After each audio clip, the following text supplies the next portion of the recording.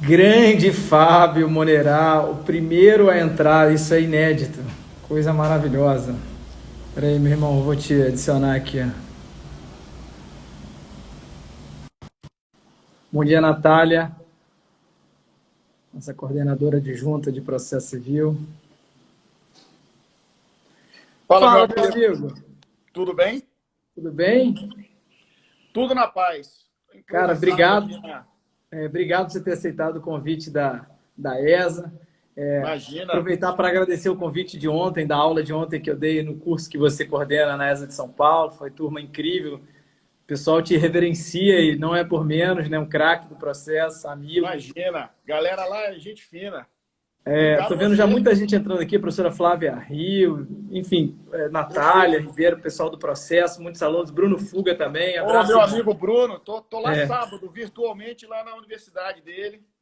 não, Bruno é nota 10, irmão. Fábio, vamos lá, para a gente otimizar o nosso tempo, e é um assunto que a advocacia interessa diretamente à advocacia, né? E Pois aí eu é. preciso fazer só a liturgia mínima de te apresentar, né? E aí depois eu te devolvo a palavra só para umas considerações iniciais e depois eu começo as provocações sobre o tema. Pode ser assim? Maravilha, maravilha. Então, beleza, vamos lá. Professor Fábio Monerá, procurador federal, doutorando e mestre em Direito Processual pela PUC de São Paulo. Ele coordena o curso de especialização em Direito Processual Civil pela ESA OAB São Paulo. Eu destaco, Fábio, talvez a gente nunca tenha conversado sobre isso, mas assim, tem dois livros seus que, claro, o primeiro é o mais novo, é um filho querido, é o Súmulas e Precedentes Qualificados, né? Pela Saraiva, livraço, recomendo a todos. E um outro, cara, salvo engano, já está na quinta edição, né? Também pela Quinta Saraiva, edição. né? Quinta edição? Quinta Que é a edição. Introdução ao Estudo do Direito Processual, que também é um livro de cabeceira, né? Não só para o pessoal de graduação, o pessoal, os estudiosos do processo de um modo geral. E eu reputo duas grandes obras seminais aí na sua trajetória, na sua carreira. Mas, irmão, vamos lá. Nosso tema de hoje, né, jurisprudência, precedentes e a relação com essa interface com a advocacia contenciosa. Né? Queria primeiro te dar a palavra aí se você quiser saudar alguma coisa e depois eu vou começar. Não, em primeiro lugar, mais uma vez, bom dia. Bom dia a todos que estão nos assistindo. Dizer que é um prazer estar na ESA Rio, ainda que virtualmente, né? Eu tenho um carinho especial pelo estado do Rio de Janeiro. Eu não nasci no Rio, mas eu morei muitos anos no Rio, de 3 a 12 anos, me alfabetizei no estado do Rio de Janeiro, na rede pública, inclusive. Meu pai é do Rio, meus primos, família toda do Rio.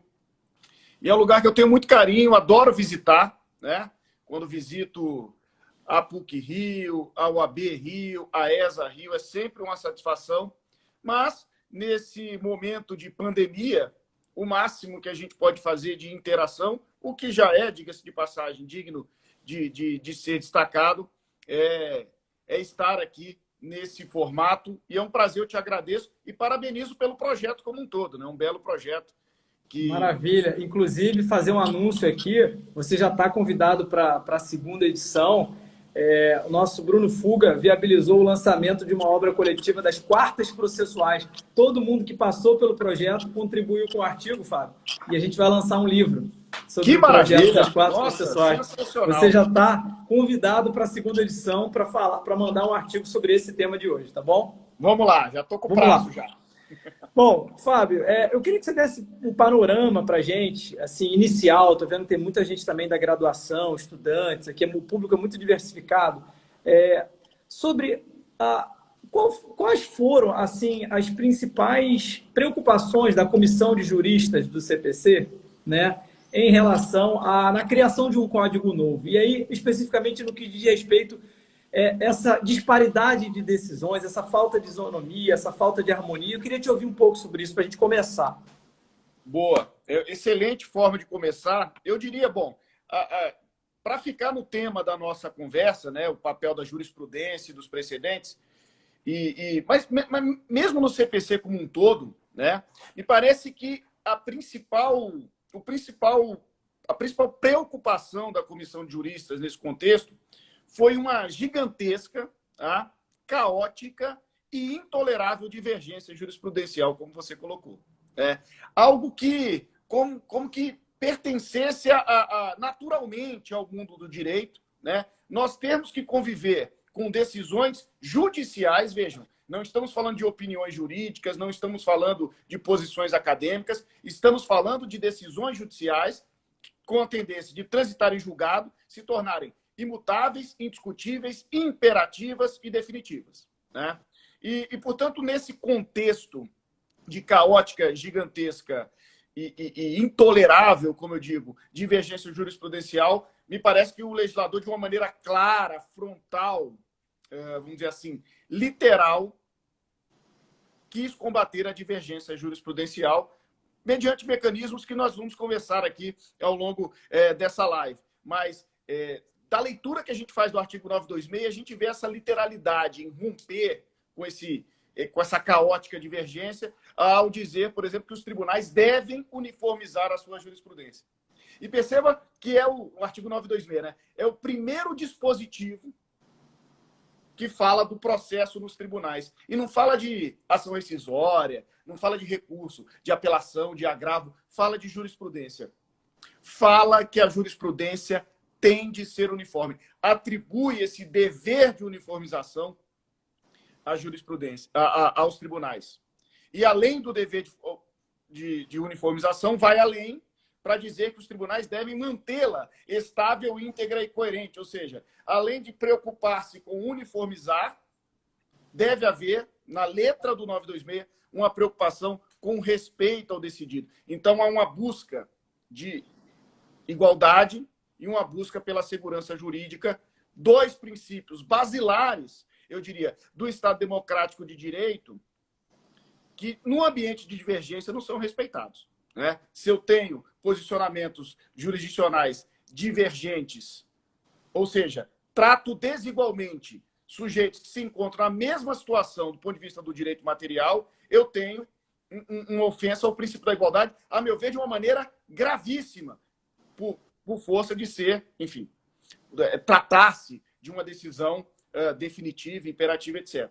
E se eu não tenho um respeito à forma como a qual os tribunais vêm decidindo até então, eu não tenho segurança jurídica suficiente, sobretudo no sentido de previsibilidade, né, para municiar o jurisdicionado, o advogado, as empresas, para agirem de acordo com o direito, na medida em que eu só vou saber qual é o direito no futuro, o que me parece incompatível com a ideia mínima de segurança jurídica.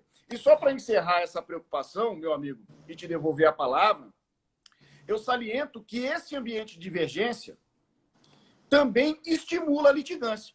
Porque, veja, se estamos num ambiente onde, não obstante as decisões serem em um determinado sentido, existem decisões em outro sentido, ou pior, não obstante a existência de decisões nesse sentido, outras decisões podem surgir em sentido absolutamente diverso no futuro, no meu processo, é óbvio que eu vou buscar o judiciário. Ou seja, essa instabilidade estimula o ajuizamento de ações e, no caso de derrota, isso é importante também, no caso de não acolhimento da tese no primeiro grau, vai se buscar a via recursal e após vai se buscar as vias excepcionais.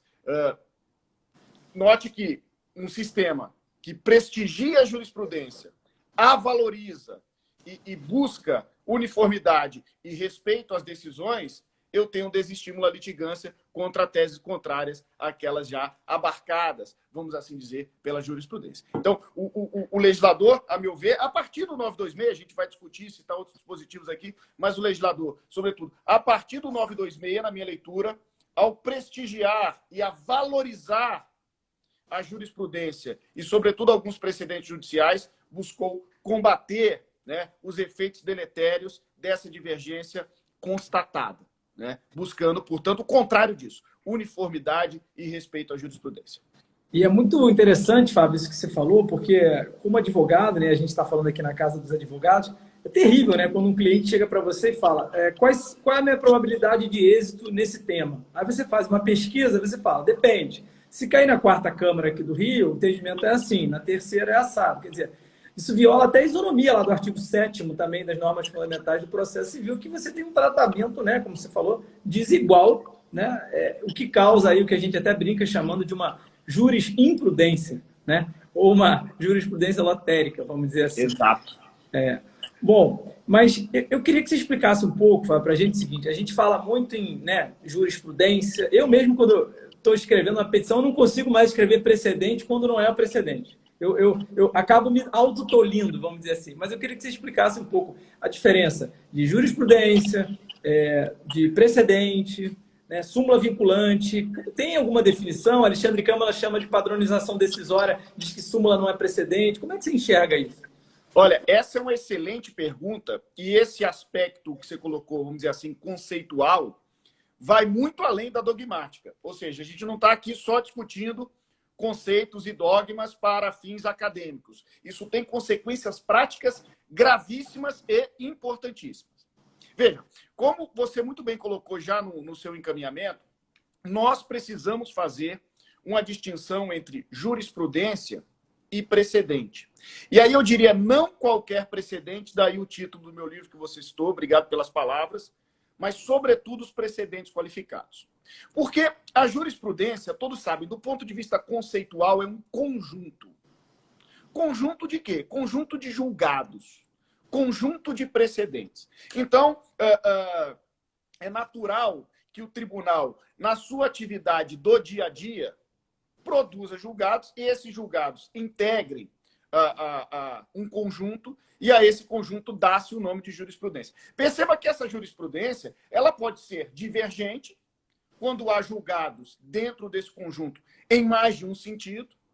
Essa jurisprudência ela pode ser dominante, é uma expressão do CPC de 73, né? Quando o entendimento exerce um papel numericamente maior de domínio sobre o entendimento que a gente vai chamar de minoritário, e essa jurisprudência ela pode ser até pacificada, né? Quando são as situações onde o conjunto é harmônico.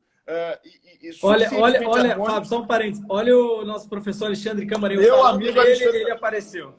Fiquei até nervoso aqui agora, falando de conceito de jurisprudência e de precedente na frente do nosso mestre, que escreveu um trabalho importantíssimo, já citado por você, sobre o tema. Então, nesse ambiente, né, de conjuntos, nós temos a jurisprudência. Agora, vejam, isso é importante que se diga. A aferição do grau de pacificação da jurisprudência, ou seja, se ela é pacífica, se ela é dominante, se ela é divergente, etc., ela, de rigor, ela demandaria, Marcelo, olha só o que eu quero dizer, a aplicação de métodos matemáticos, estatísticos, né, rigorosos. Que não é, salvo raríssimas exceções, não é o que o advogado faz no dia a dia. Né? Fazer cortes metodológicos de tempo, de tribunal, ou seja, aplicar os critérios estatísticos de rigor. Então, nesse contexto, a jurisprudência, não obstante ser um dado importantíssimo para a atividade contenciosa, para a atividade jurisdicional como um todo, ela carece, talvez, para que seja atribuída uma força absoluta e total, talvez ela careça dessa precisão do ponto de vista metodológico e estatístico. E aí o código faz uma opção muito interessante e tipicamente brasileira, que é, a reboque desse dever de uniformização que nós falamos, estabelecer e consagrar o que eu chamo de dever de formalização, de enunciação formal da tese pacífica ou dominante na jurisprudência. Isso pode ser feito de duas formas, e você já colocou na sua pergunta. Uma das formas, a mais, vamos dizer assim, do ponto de vista da prática forense, a mais tradicional, que remonta à prática do Supremo Tribunal Federal desde 1963, a partir ali de ideias do ministro Vitor Nunes Leal, é a edição de súmula. O que é a súmula? A súmula é a enunciação formal do entendimento pacífico ou dominante encontrado naquele conjunto da jurisprudência. Então, veja, no que é editada uma súmula, torna-se desnecessário o pesquisador, o advogado, o estagiário, o juiz, o desembargador, olhar o conjunto da jurisprudência. Porque o tribunal, mediante um procedimento específico próprio, já fez esse olhar e enunciou, retratou, formalizou o entendimento pacífico ou dominante.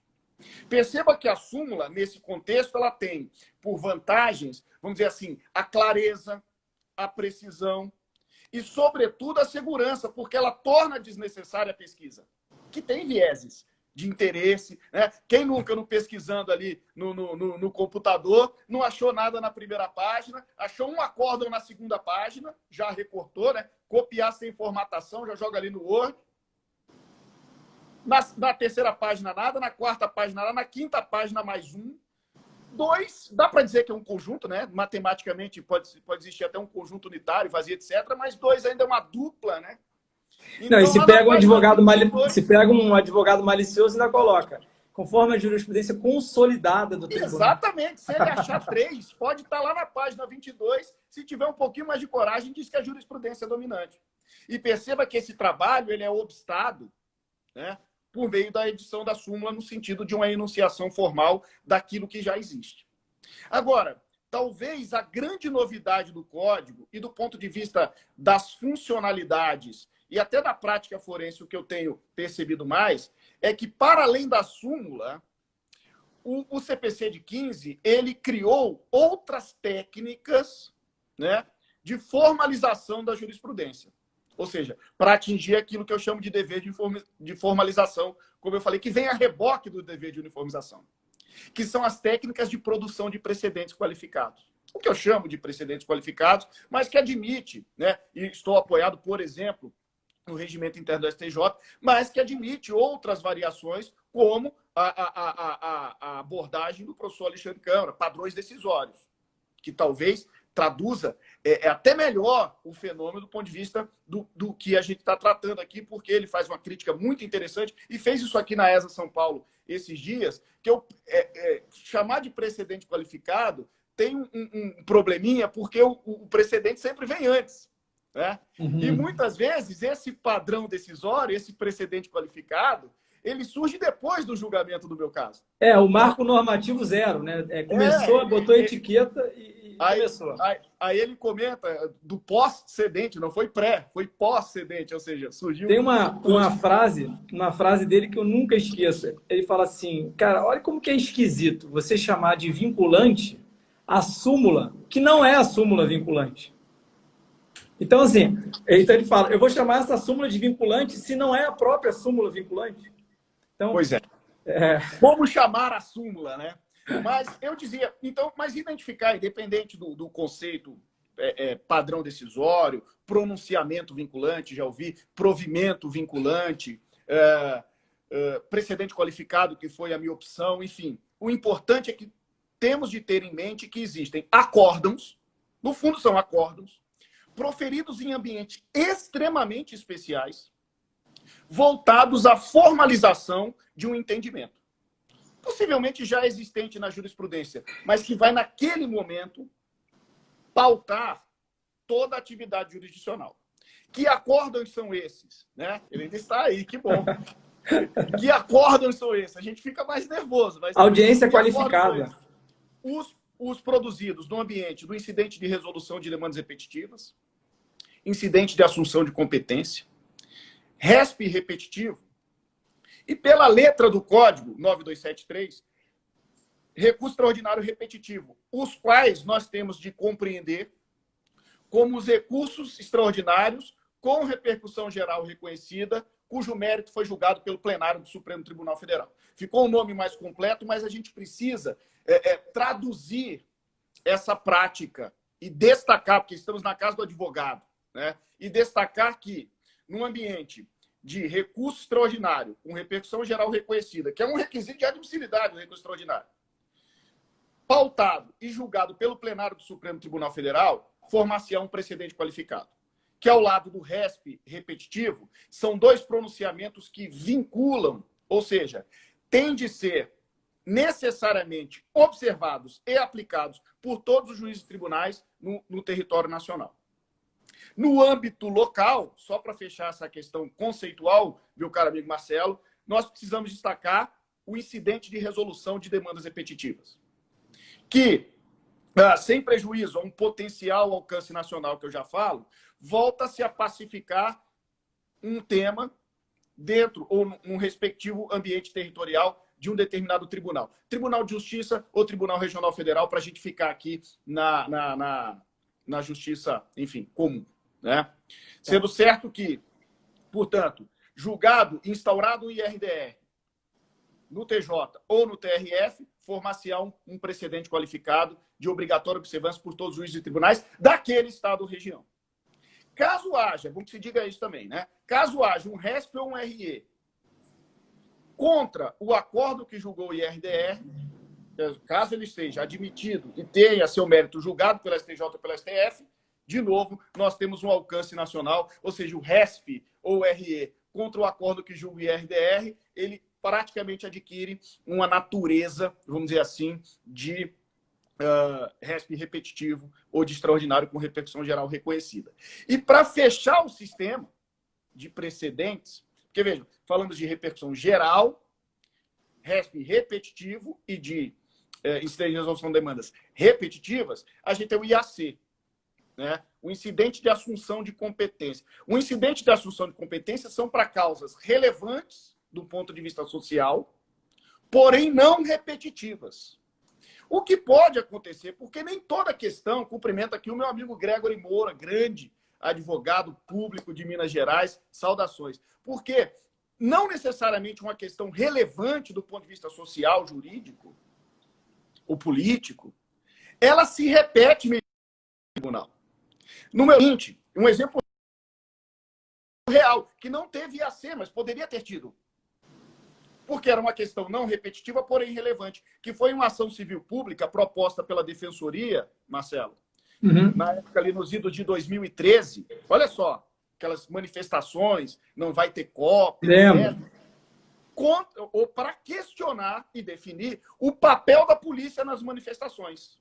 Essa ação existiu. Na imprensa saiu como se fosse, pode ou não pode usar bala de borracha, mas o pedido era muito mais amplo. Eu sei que a minha colega, advogada pública, procuradora do Estado, Mirna Cian, foi quem defendeu, né, o Estado de São Paulo nessa ação, e a gente trocou ideia em algum sentido. E vejam, não existem milhares de ações discutindo o papel da Polícia Militar nas manifestações.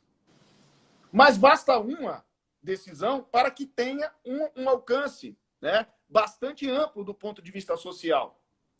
Era 2013, não tínhamos esse sistema, tínhamos até o 555 parágrafo 1º, mas, enfim, não foi o caso. Mas é um exemplo clássico, na minha leitura, ainda que em parte hipotético, de instauração do incidente de assunção de competência. Causa não repetitiva, porém, possibilidade de formação de um precedente qualificado a ser observado por todos os juízes e tribunais. E vale lembrar que o IAC vem funcionando também como válvula de escape nos tribunais superiores, destaca aqui o STJ, que já tem IACs, incidentes de assunção de competência, instaurados, processados e julgados. Então, esses 4 acórdãos, para te devolver e para fechar esses aspectos conceituais, se a jurisprudência ela é valorizada, esses 4 acórdãos que eu estou chamando de precedentes qualificados, ao lado das súmulas, são hipervalorizados pelo sistema processual. A ponto de serem, como eu disse, nos termos do 927, de obrigatória observância, além de trazer, ou de, enfim, de permitir outras funcionalidades do sistema, que se der tempo a gente vem conversando. Mas conceitualmente é isso. A gente abandona a ideia ou a valorização da jurisprudência pura e simples, para, além de valorizar, hipervalorizarmos as súmulas e os precedentes qualificados. Esse é um traço essencial para a compreensão do sistema do Código. Agora, Fábio, tem dois questionamentos, cara. Primeiro, assim, você acha que ficou faltando alguma coisa no rol do 927? Alguma decisão que seria um padrão decisório realmente relevante a ser observado? Essa é uma primeira questão. E a segunda questão, qual o impacto para o advogado, além do efeito vinculante que você falou, na atuação prática do dia a dia? Como é que isso se irradia para o Código e para os outros institutos processuais? Paz, essas perguntas são excelentes. Olha só, o 927, a gente pode abordar essa questão do faltar ou não faltar da maneira como a gente compreende o 927. Porque, no fundo, o 927 ele tem uma cláusula de encerramento que eu não sou muito simpático e não encontra muito eco no sistema do Código, que são as orientações de plenário, né, ou do órgão especial do tribunal. Eu não falei, mas eu acho importante tocar nesse aspecto. Quando a gente fala que o precedente é qualificado, ele não é qualificado apenas por ser vinculante ou de obrigatória observância. Ele é qualificado também porque o procedimento de sua formação é especialíssimo e qualificado. Então, instaurado um IRDR, um RESP repetitivo, um extraordinário com repercussão geral reconhecida, deve haver, né, uma maximização do contraditório, da motivação, da própria publicidade, de maneira... né, participação de amicus curiae, né? A participação de terceiros na qualidade de amicus curiae, do Ministério Público, de outros interessados, que pode ser alguém que tenha uma causa pendente parecida ou idêntica, né? Isso tudo tem que ser proporcional à força que esse precedente vai ter, já falamos, muito além das partes. E aí, quando a gente olha para o 9275, fala em orientações de plenário, mas não existe um procedimento especialíssimo para a formação da orientação de plenário, porque o IRDR tem. Todas essas questões que eu falei, de maximização do contraditório, você colocou bem, admissão do amicus curiae, realização de audiências públicas, tudo isso está lá, entre o 976 e o 987 do Código. Existe um procedimento. RESP repetitiva, a mesma coisa. Há preocupações desde a afetação, regras próprias de se definir qual é o recurso que melhor representa a controvérsia, até o julgamento de mérito, que pressupõe audiência pública, participação, debate, tudo ampliado. Motivação, que reflita todas as perspectivas argumentativas possíveis, não necessariamente e apenas as das partes. Aí veja, quando você pergunta do 927 o que ficou faltando, talvez tenha ficado sobrando.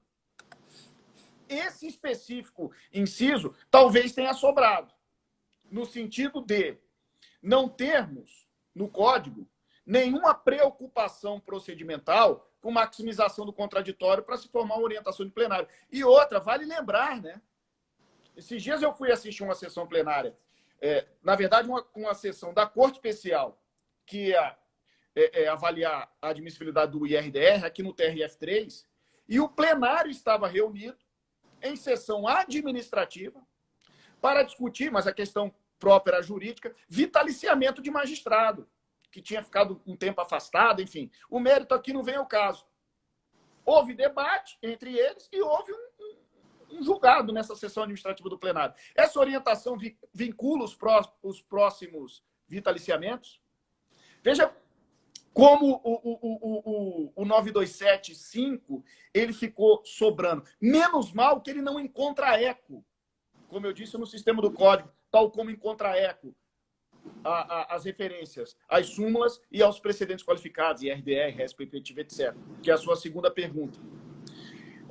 Agora, se nós fôssemos dizer, não, Fábio, mas fala aí o que falta, o que faltou? Bom, então, ou faltou uma previsão que emprestasse a todas as questões submetidas ao plenário ou à Corte Especial o microsistema do IRDR, de maximização do contraditório, etc., né?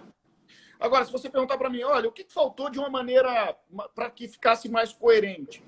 Talvez tenha faltado, eu não sou partidário dessa tese, tá? Mas se falamos em órgão especial, plenário, deveríamos ter falado em sessão também.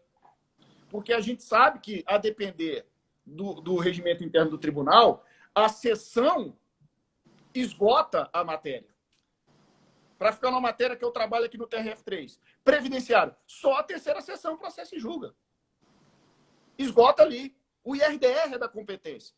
Então, quando chega, né, um julgado da sessão, ela equivale ao órgão especial naquela matéria específica, como eu disse, do ponto de vista da competência, se esgota na sessão. Talvez seja Agora, só um parênteses. Você, quando fala do 927, você fala da repercussão geral, até abrir ele aqui, né? Não tem, né? Assim, os recursos extraordinários não estão listados, né? E a gente sabe que pode ter um recurso que não seja repetitivo com repercussão geral. Então, talvez pudesse estar mais claro que, inclusive, recursos extraordinários não repetitivos, eventualmente, pudesse também entrar nesse rol. O que você acha? Não, eu não tenho dúvidas disso. O recurso extraordinário com repercussão geral reconhecida, ele toma por empréstimo, na prática do Supremo Tribunal Federal, a gente não pode perder isso de mente, ele toma por empréstimo a dinâmica dos repetitivos. Repetitivo. Tanto do ponto de vista desde a afetação até os efeitos que irradia, notadamente aqui o efeito vinculante. Do ponto de vista prático, quanto a isso não há dúvida. O problema é que quando você lê o 9273, de fato não está lá extraordinário com repercussão geral reconhecida. Está extraordinário repetitivo. Né? Mas a Lei 13.256, que alterou o Código antes do próprio Código entrar em vigor e entrou em vigor junto com o Código, deu pistas, né, que do ponto de vista da interpretação sistemática nos permite concluir que o RE com o RG, né, como a gente chama aqui na prática, ele se equipara para todos os fins ao recurso extraordinário repetitivo propriamente dito. É como se o Supremo chamasse, ainda que de maneira, vamos dizer assim, equivocada, porque a repercussão geral tem que estar presente em todo extraordinário, para que ele tenha essa mérito julgado. Né? Mas a prática do Supremo denomina RE com repercussão geral e empresta a ele a dinâmica de recurso extraordinário repetitivo em todos os sentidos, desde a afetação até a irradiação de efeitos. Mas eu estou te devendo outra pergunta, mas complementa aí antes. Não, é isso. Eu ia te perguntar isso agora para o dia a dia do advogado. Né? O que esse sistema de precedência ou de padronização decisória viabiliza? Ou seja, o que impactou? Quais são os institutos, improcedência liminar, tutela de evidência? O que eu posso fazer com isso? Olha, essa pergunta é excelente, porque, veja, a gente precisa, em primeiro lugar, ter em mente ainda sobre o efeito vinculante, um impacto importante na atividade do advogado do contencioso. Ele tem de ter em mente, ele tem de ter mapeado o status em sede de RDR, RE, com repercussão geral e resto repetitivo, dos temas, pelo menos dos temas que ele advoga no dia a dia. Né? Então, eu, por exemplo, aqui eu tenho tabelas da matéria previdenciária, eu tenho tabelas e tenho no push alguns processos com aptidão de formar o precedente qualificado. Por quê? Porque se ele é vinculante, o impacto será gigantesco. Você imagina no âmbito da advocacia pública. Semana passada, eu soltei aqui, eu auxiliei a coordenação de matéria previdenciária da terceira região. Semana passada, eu soltei aqui 2 e-mails, praticamente dispensando ou, né, orientando a partir dessa sistemática que a gente está colocando aqui, todos os procuradores a deixar de recorrer sobre 2 temas. Por quê? Porque detectamos o trânsito em julgado de 2 récips repetitivos na semana passada. Então, percebam que a primeira preocupação é essa. E aí o advogado do contencioso tem que fazer o quê diante disso? Eventualmente, se quer ajuizar a ação, né? Ou deixar de recorrer, ou desistir do recurso interposto e que está ali se livrar da majoração dos honorários recursais. E aí, veja, um outro papel importantíssimo do advogado, além de fazer esse mapeamento e agir de acordo com as teses consagradas no repetitivo. Me parece muito claro e muito importante. Né? Sempre que tiver um repetitivo favorável, fazer a correlação. E aqui esse exercício, Marcelo, esse espaço de escola é muito importante para isso. Eu faço muito isso aqui na ESA-OAB São Paulo. Já fiz mais, mas faço bastante também, desde 2 sextas de aula na escola da AGU, que é onde, né, eu tenho o dever de ofício de atuar. A gente tem que fazer o exercício de correlação, que é um exercício diferente da aplicação do caso à lei. Aqui estamos correlacionando casos. O caso que formou o precedente e o caso em que ele está sendo invocado. Então, a dinâmica de argumentação, ela é distinta. E cabe ao advogado, identificada a tese do repetitivo, fazer esse exercício de correlação. E uma outra atividade, vamos dizer assim, tributária disso, é a seguinte: olha, tem um precedente aqui, mas o meu caso tem uma peculiaridade, ele é um pouco diferente, mas se eu demole, o juiz vai aplicar esse precedente. Eu tenho que mostrar. Perfeito. Esse é um grande espaço para a advocacia no sistema de precedentes, que são vinculantes, mas não retira o argumentar, não retira a atividade do advogado. Qual é ou deve ser o papel do advogado nesse ambiente? Em que existe um precedente, mas existe aqui uma peculiaridade digna de destaque. Demonstrar a distinção. E demonstrar a distinção desde a petição inicial, contestação, deixar isso bastante claro no recurso, porque não é, ou não deve ser, como regra, papel do advogado, querer, no seu caso concreto, rediscutir a tese em si mesma considerada. Olha, esse entendimento lavrado pelo STJ fere a lei tal. Esse barco já partiu. A preocupação deve ser com a demonstração da distinção ou, em havendo correlação, faltante distinção, paciência. Deixa eu pegar não aqui. Litigar. Deixa eu fazer um parênteses aqui, Fábio, rápido, que você tocou num ponto bem interessante, de fazer a distinção desde a petição inicial. Antes de saudar aqui a desembargadora Flávia Romano, que entrou, uma craque também do processo, da área tributária.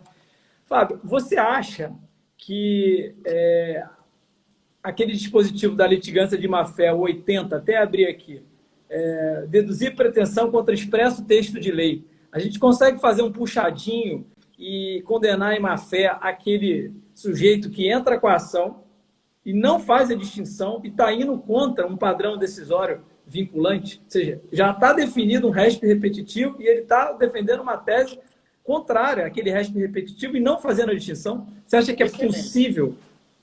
Excelente. É curioso, né? Porque nesse texto específico que você leu, não estou com o código aqui, contra texto expresso de lei. 80, inciso 1. Deduzir pretensão ou defesa contra texto expresso de lei. Exato. É interessante que o CPC ele teve a preocupação, em uma série de passagens, de substituir a expressão lei por ordenamento jurídico. Né? O Ministério Público não é mais fiscal da lei, é fiscal do ordenamento jurídico. A ação rescisória não cabe por violação, né, a lei literal, mas a violação de norma jurídica. E aqui escapou a palavra lei. Né? Mas eu diria para você, Marcelo, em resposta à sua excelente observação, que lei aí deve ser entendida no contexto do Código como norma jurídica.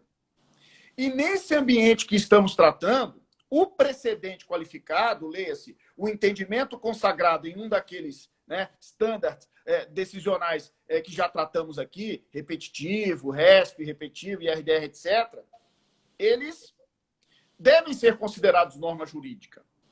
Agora, vejam. Não norma jurídica no sentido de norma geral e abstrata, fruto da vontade política e produzida pelo legislativo.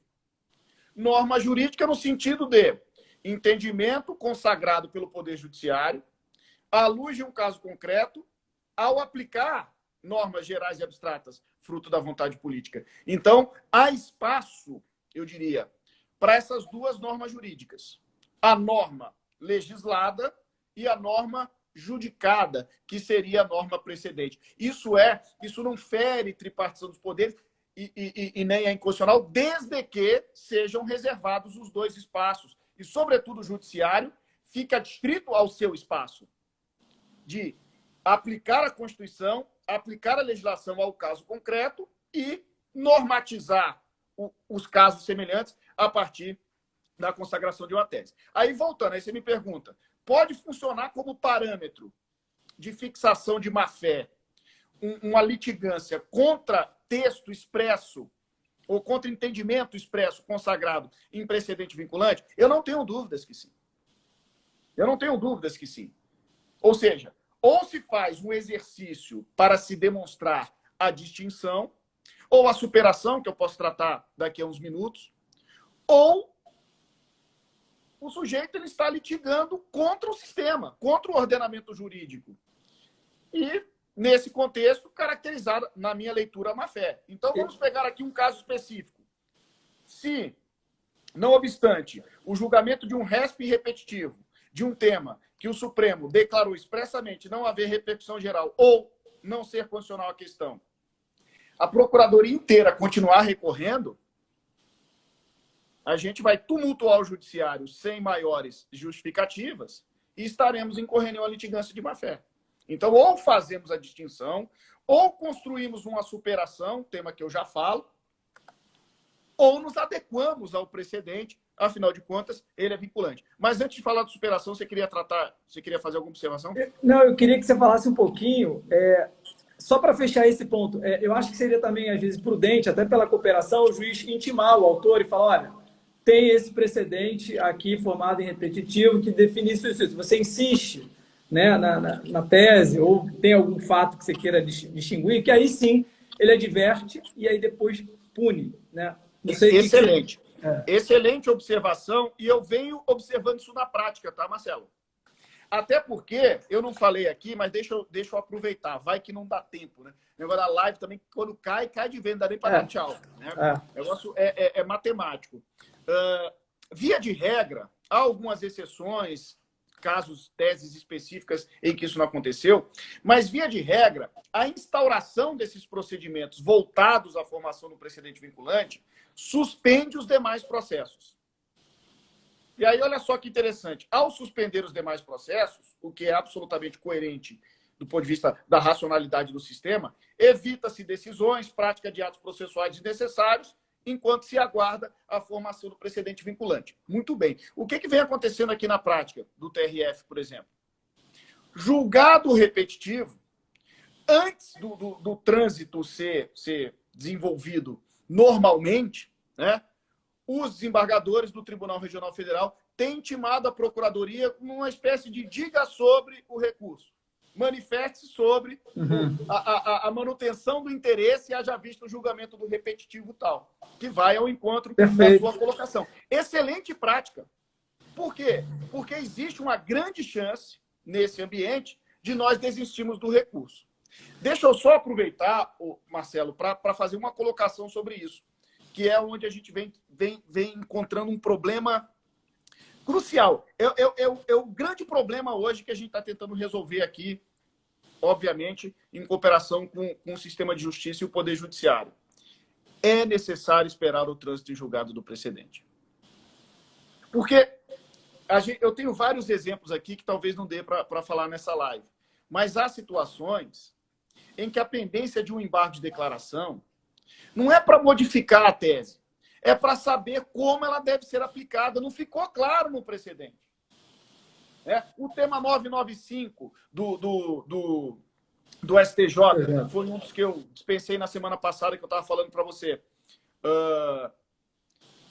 Na maneira como ele foi julgado, ficou faltando coisa. Ó. Ele está aqui, ó, o acordo está aqui, ó, em cima da minha mesa ainda, que a minha mesa é um pouco bagunçada. Precisou de 2 embargos de declaração para fazer ajustes. Necessidade ou não de pedido expresso, momento do início da contagem do prazo de mora. Ou seja, aqueles processos que estavam ali suspensos, ele já tem a tese central, já estava resolvida. Mas faltava ainda alguns ajustes. Então não adianta baixar esses processos agora. Espera julgar os EDs. 2 EDs, foram 2, isso é raro. Mas 2 necessários. Eles foram julgados em menos de um ano. Bem menos de um ano, acho que o último foi em agosto. O julgamento foi no final do ano, o outro foi em agosto, 6 meses para julgar 2 EDs. Outro extraordinário. Temas 1007, que foi um que eu dispensei semana passada, e 999. Contra eles foram interpostos, Marcelo, contra o acordo do repetitivo, do STJ. Foi interposto extraordinário. Como é que eu vou aplicar o acordo do RESP pendente extraordinário? O 1007, o Supremo já botou lá no plenário virtual. Vencido o ministro Lewandowski. Tem repercussão geral? Não, todo mundo. Matéria constitucional? Não, todo mundo. Menos o Lewandowski.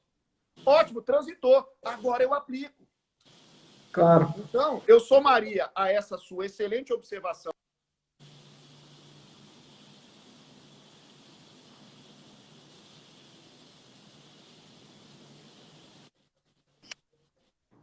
Entrou uma ligação aqui, eu não sei. Não, voltou, né?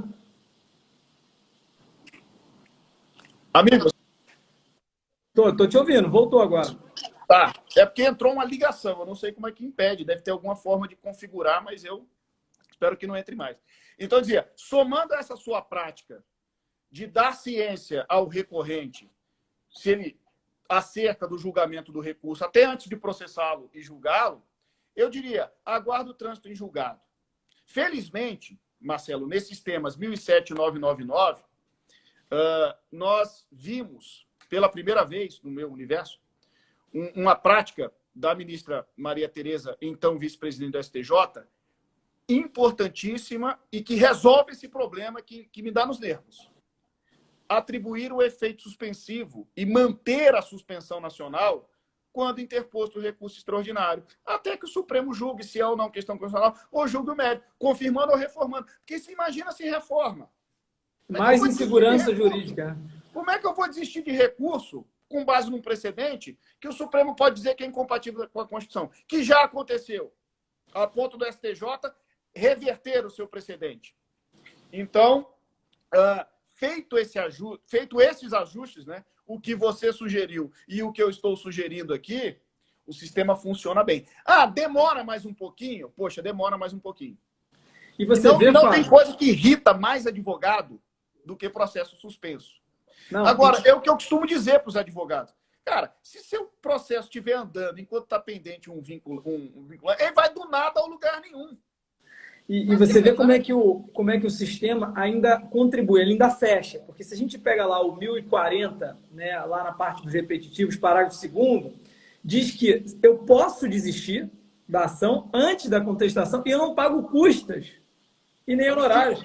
Quer dizer, eu estou sendo premiado pela desistência antes da contestação porque é uma matéria repetitiva, eu sei que eu vou tomar pau, então, na verdade, eu desisto e o sistema me dá em benefício custas e isenção de honorário. Exato. O mesmo raciocínio vale. Se você desiste do recurso, você não é condenado na majoração recursal dos honorários. E parece que há... E deve haver esses estímulos mesmo. Né? Na medida que também alguém não pode ser punido porque recorreu, veiculando uma tese contrária ao precedente, antes desse precedente existir. Claro. E aquela história do precedente que o Câmara critica. Então, é um pós-cedente que veio depois, no meu caso. Né?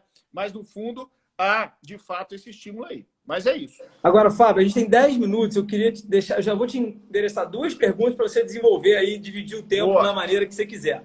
Né? Eu queria que você voltasse nessa questão. Como é que os advogados podem explorar a potencialidade dessa padronização decisória? Ou seja, quais são os benefícios práticos para o advogado? Esse é um. E até sobre as empresas, do aspecto econômico da litigância. Quanto mais previsibilidade, mais talvez chances de acordo. Enfim, essa é uma pergunta. E a segunda, dá uma pincelada rápida sobre superação de precedente. Tá certo. Vamos lá. Eu vou tratar aqui dos impactos. Eu gostei muito dessa abordagem da empresa. Não deixa eu esquecer, não, se eu me empolgar, tá? Você insiste. Porque a gente pode pensar em empresa lato sensu, pessoa jurídica, incluir a advocacia, que é o que eu faço hoje. Estou fazendo agora. Minha tela até acendeu aqui. Tá aqui, um pedido de afetação para fins, etc. Mas falar um pouquinho dos impactos na advocacia contenciosa para além do efeito vinculante, que são os seguintes. É muito interessante isso. São o que eu chamo de funcionalidades, para além do efeito vinculante. E elas... grande parte delas se traduzem em técnicas de aceleração procedimental fulcradas em súmulas ou em precedentes. É o capítulo 5 do meu livro, que eu recuperei alguma coisa que eu tinha escrito lá em 2011, com base na jurisprudência do CPC de 73, que são os cortes procedimentais, ou seja, a aceleração processual propriamente dita, né? Em situações que, se não houvesse precedente qualificado, seriam praticados muito mais atos. E, diante do precedente qualificado, esse conjunto grande de atos, eles são cortados. Vou dar um exemplo, ou 2. Primeiro exemplo, julgamento monocrático pelo relator. Então, um julgamento de um recurso eu tenho o voto do relator, o voto do segundo julgador, o voto do terceiro julgador, a sessão de julgamento, a sustentação oral, a lavratura de um acórdão, e tudo isso pode ser substituído por uma decisão monocrática. Por óbvio, mais célere. mais apta na medida em que eu cortei atos, outros sujeitos, sessões, etc. E a decisão monocrática, ela é, hoje, no sistema do Código, autorizada, e eu estou falando aqui do artigo 932, cumprimento aqui minha amiga Maria Eugênia. Maria, um beijo, está dando um tchauzinho aqui. Trabalha lá no TRF5, mas é minha amiga de infância. Querida, um beijo para você. O 932, se a gente olha para o 932, a gente vai ver os mesmos, ou quase os mesmos, há 90% de coincidência entre os pronunciamentos vinculantes do artigo 927.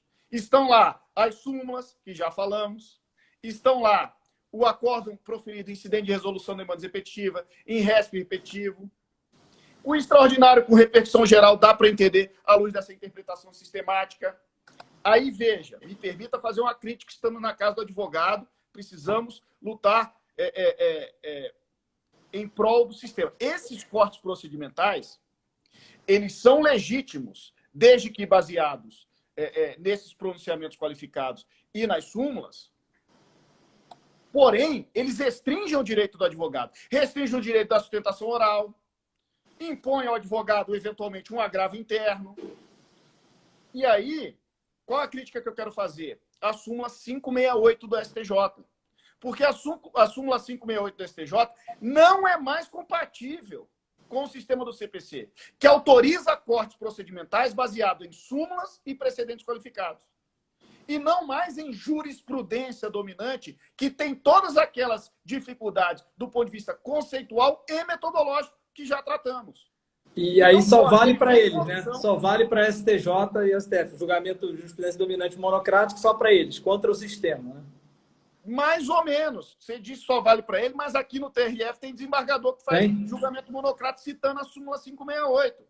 Porque depois que abriu a porteira, você não sabe onde vai chegar, né, Marcelo? Essa é que é a questão. Outra, súmula 83. Não admito...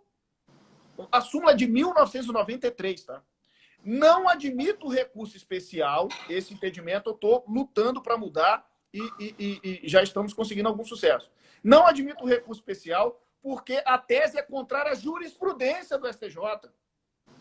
Pessoal, o que eu falei aqui acerca da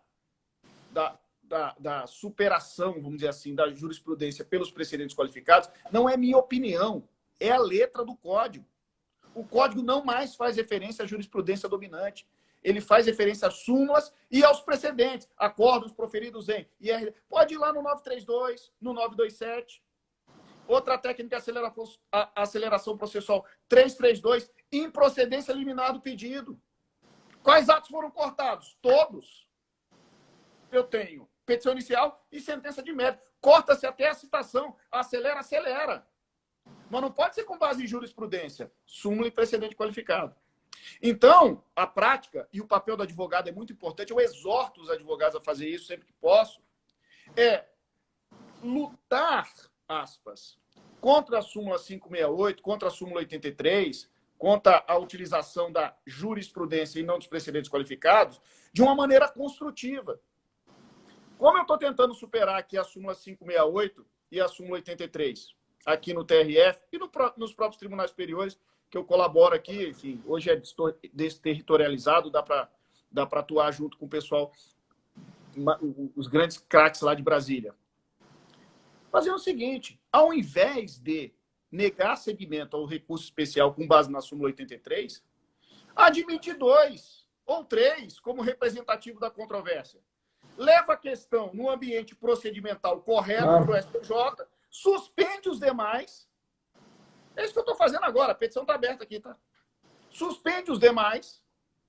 E quando tiver um precedente qualificado, aí eu tenho fundamento normativo adequado e suficiente para se negar seguimento a todos os SPs. E detalhe, aí a gente não vai recorrer. Porque se a base é um precedente qualificado, a negativa de seguimento é correta. Não, e o que parte o coração, né, Fábio? A gente pegar um RESP fulminado com base em jurisprudência dominante, quando você vai analisar estatisticamente, é 55-45. Exatamente. Assim, ou seja, faz sentido. eu tenho essa passagem nos meus agravos em RESP, né? Sequer os precedentes citados representam a totalidade da jurisprudência da STJ e colam acordos, que às vezes mais recentes, em sentido contrário. Marcelo, é o que eu estou fazendo agora. Aí você falou a questão das empresas. Ou vamos ampliar para a pessoa jurídica. Um papel de advocacia estratégica hoje é esse. É buscar, ao invés de litigar em massa, fazendo 10 mil contestações mês, 10 mil apelações mês, 10 mil restos, agravo em resto, que esbarra ali na súmula 83, 568, etc e tal, lutar estrategicamente, e aí é um outro papo que a gente podia desenvolver em uma outra ocasião. Live 2. Informar esse precedente qualificado. Mapear os processos, escolher o caso adequado, escolher, no caso da AGU, escolher o tribunal, o TRF3 ou é melhor o TRF5? Escolher o momento. Olha, agora não é o momento. Você vai discutir aposentadoria ou uma questão relacionada à aposentadoria especial de médicos, enfermeiros, uma questão assim, no meio de uma pandemia. Claro que você não vai discutir nesse momento excepcionalidades, o papel brilhante que os médicos vêm fazendo, você não vai discutir, não vai pautar o futuro nesse momento. Talvez não seja o melhor momento. Às vezes, o caso não retrata bem. Então, eu estou trabalhando aqui num caso, é o valor da sentença trabalhista para fins previdenciários. Eu não vou escolher um caso que a sentença trabalhista, ela tem prova suficiente, anotação em carteira, recolhimento previdenciário. Por mais que eu diga que o INSS é terceiro e a coisa julgada trabalhista não atinge o INSS, não é esse o caso que eu quero discutir. Eu quero discutir aquela sentença homologatória de primeira audiência que quando o camarada vai sentar, já tem acordo, já levanta, já homologa, e aquele tempo reconhecido em acordo não vai valer para o INSS, que além de tudo não foi parte. Né? Então há uma série de variantes estratégicas de conveniência, risco, oportunidade, que são úteis, eu diria, e necessárias para a formação desse precedente qualificado. Que uma vez existente, de duas uma, ou é caixa, ou você ganha tudo, inclusive, ou você evita, né? Porque as pessoas deixam de ajuizar, isso já aconteceu em matéria previdenciária, ou você tem parâmetro normativo suficiente para se adequar ao ordenamento jurídico, leia-se e inclua-se os precedentes, e fala assim, olha, essa tese eu não vou mais recorrer, de repente, pensando aqui no poder público, a própria administração pública vai se adequar à tese, etc. e tal. Né? Racionalizar, né, Fábio? A própria prestação e atuação jurisdicional. Exatamente. Essa, cara, vem sendo, te agradeço essa oportunidade, inclusive nessa medida, que essa vem sendo a minha missão aqui na Procuradoria, tá? E é algo que me dá muito prazer, né? É algo que realmente você pode contribuir como advogado, no meu caso público, para o sistema de justiça como um todo. E isso é uma oportunidade que deve ser agradecida. Eu vou ficar te devendo a superação, não vai dar tempo, temos 2 minutos, mas aí eu cito meu amigo Bruno Fuga, se ainda estiver aí, acaba de lançar um livro sobre superação de precedentes. Quem sabe aí ele pode tratar desse assunto, inclusive com mais propriedade. Eu vou organizar um evento aqui na ESA, um debate. Vou te convidar o Bruno Fuga e o Alexandre Câmara. A gente vai falar sobre superação de precedentes. Aí é alto nível. Vamos fazer esse bate-bola. Bom, Fábio, 30 segundos. Cara, queria te agradecer de novo. A live vai ficar salva no IGTV. Tem muitos acessos, mais de 2, 3 mil acessos ao longo da semana. Te agradecer de verdade, dizer que a ESA Rio de Janeiro a casa é sua, as portas abertas. Saudar todo mundo que participou aqui da live, contribuiu com comentários, com, enfim, saudações. E dizer para a gente falar o seguinte, vamos estar mais juntos, vamos criar projetos juntos, vamos fazer aquele grande evento da ESA Nacional. Se cuida. Fica com Deus, tá? Maravilha, amigo. Eu que agradeço. Desculpa a correria, mas live é assim. Tem um monte de coisa para falar. A gente vai disparando. Um abraço a todos meus amigos do Rio de Janeiro. E Marcelo, brigadão. Brigadão por ontem, brigadão por hoje. Tamo junto. Abração. Valeu, meu irmão. Tchau, tchau.